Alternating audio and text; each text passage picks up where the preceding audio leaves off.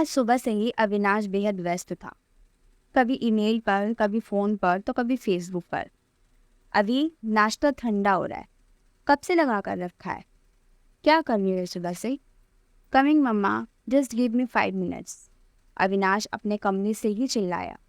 इतने बिजी तो तुम तब भी नहीं थे जब सीए की तैयारी कर रहे थे।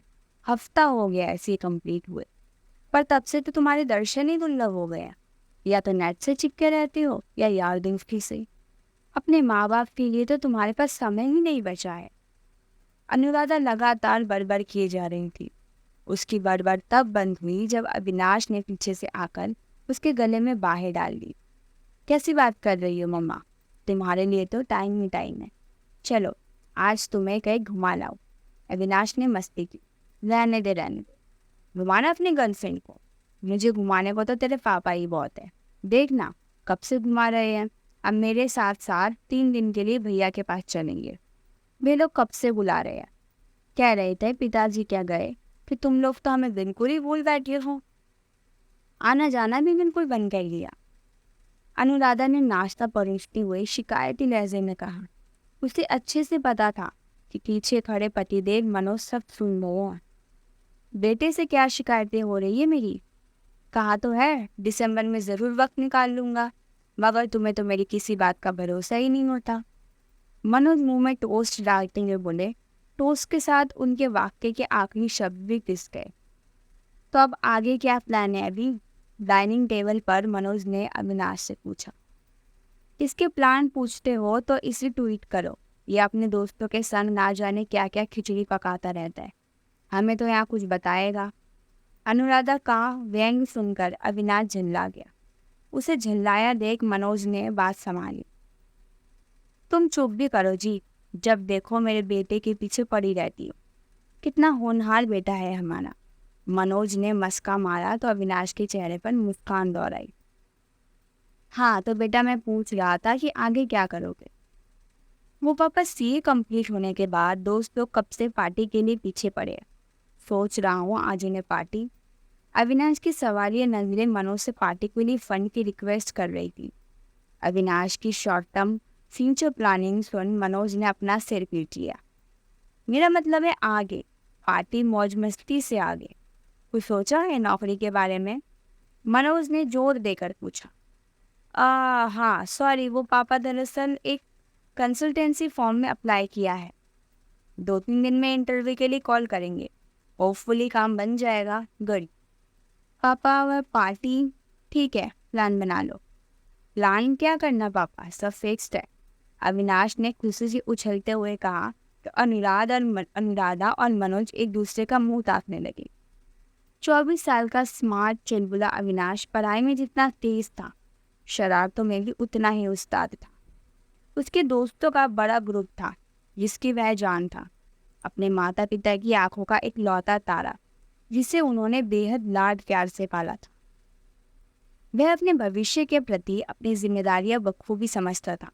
इसलिए अनुराधा और मनोज इसकी मौज मस्ती में बेवजह रोक टोक नहीं करते थे।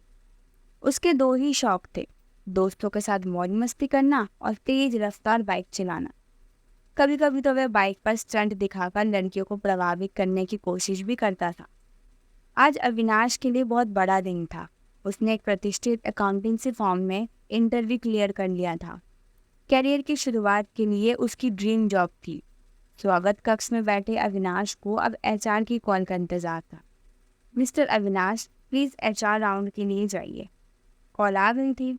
एचआर मैनेजर ने अविनाश को उसके job profile, salary structure, company की टर्म और पॉलिसी के बारे में समझाया और एक स्पेशल बॉन्ड पढ़ने के लिए आगे बढ़ाया जिसे कंपनी ज्वाइन करने से पहले साइन करना जरूरी था। ये कैसा अजीब सा बॉन्ड है सर? ऐसा तो किसी भी कंपनी में नहीं होता। बॉन्ड पढ़कर अविनाश सत्ते में आ गया। मगर इस कंपनी में होता है, एचआर मैनेजर ने मुस्कुराते हुए जवाब दिया। बॉन्ड वाकई ही अजीब था। कंपनी की पॉलिसी के अनुसार कंपनी के प्रत्येक कर्मचारी को कुछ नियमों का पालन करना आवश्यक था। मसलन अगर कर्मचारी कार चलाता है तो उसे सेफ्टी बेल्ट लगानी अनिवार्य होगी। अगर कर्मचारी 2 व्हीलर चलाता है तो उसे हेलमेट पहनना और नियमित स्पीड पर चलाना अनिवार्य होगा। जो कर्मचारी इन नियमों का उल्लंघन करता पाया गया उसे न सिर्फ अपनी नौकरी से हाथ धोना पड़ेगा बल्कि जुर्माना भी भरना पड़ेगा। अविनाश के भीतर उबल रहा गुस्सा उसके चेहरे और माथे की रेखाओं से स्पष्ट दिख रहा था। वह बेचैन हो उठा। ये क्या जबरदस्ती है? अव्वल दर्जे की बदतमीजी है, सरासर तानाशाही है। क्यों पहनूं मैं हेलमेट? हेलमेट ये पहनते जिन्हें अपनी ड्राइविंग पर भरोसा नहीं होता, जिनके विचार नकारात्मक होते हैं, जिन्हें सफ़र शुरू करने से पहले ही दुर्घटना के बारे में सोचने की आदत होती है। मैं ऐसा नहीं हूँ। और मेरे बालों का क्या होगा? कितनी मुश्किल से मैंने सेट करके रखता हूँ। हेलमेट सारी की सारी सेटिंग बिगाड़ कर रख देगा। कितना कूल लगता हूँ मैं बाइक राइडिंग करते हुए। हेलमेट तो सारी पर्सनैलिटी का ही कबाड़ा कर देता है। और फिर मेरे इम्पोर्टेंट गॉगल्स, उन्हें मैं कैसे पहनूंगा? क्या दिखता हूँ मैं उनमें? कहाँ खो गए अविनाश साहब? मैनेजर के टोकने पर अविनाश दिमागी उद्रेबन से बाहर निकला। सर, मैं इस वार्न से कन्विंस नहीं हुई।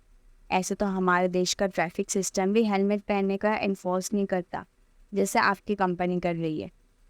तभी तो हमें करना पड़ रहा है। खैर, ये तो कंपनी के मालिक का निर्णय है, हम कुछ नहीं कर सकते।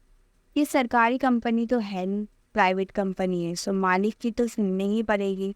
अगर जॉब चाहिए तो इस पर साइन करना ही पड़ेगा। अविनाश कुछ नहीं बोला तो उसका बिगड़ा मिजाज देखकर मैनेजर ने उसे फिर से कन्विंस करने की कोशिश की। वैसे आपको इससे क्या समस्या है? ये तो मैंने भी साइन किया था और ये आपकी भलाई के लिए ही है। मुझे फ़र्क पड़ता है सर, मैं एक पढ़ा लिखा इंसान हूँ, अपना बुरा भला समझता हूँ। भलाई के नाम पर ही सही, आप मुझे किसी चीज़ के लिए फोर्स नहीं कर सकते। देखो भाई, इस कंपनी में नौकरी करनी है तो वारंट साइन करना भी पड़ेगा, आगे तुम्हारी मर्जी। मैनेजर हाथ खड़े करते हुए बोला। ठीक है सर, मैं सोच कर जवाब दूंगा। इसका दूसरा पार्ट भी मैं अपने चैनल पर जल्द ही अपलोड कर दूंगी। एडिट में थोड़ी दिक्कत की वजह से मुझे 2 पार्ट में इसको कन्वर्ट करना पड़ा। उम्मीद है आपको ये कहानी अच्छी लगी। अगर अच्छी लगी तो मेरे चैनल को ज़रूर सब्सक्राइब करके मेरे साथ रहिए। धन्यवाद।